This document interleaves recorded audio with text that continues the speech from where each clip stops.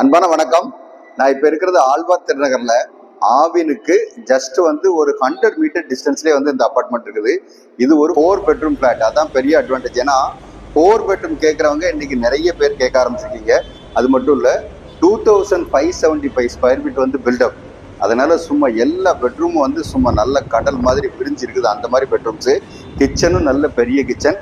அது தவிர இந்த ஃப்ளாட்டுக்கு செப்பரேட்டாக ஒரு சர்வன்ட் குவார்ட்டர்ஸும் இருக்குது, பால்கனிஸ் இருக்குது.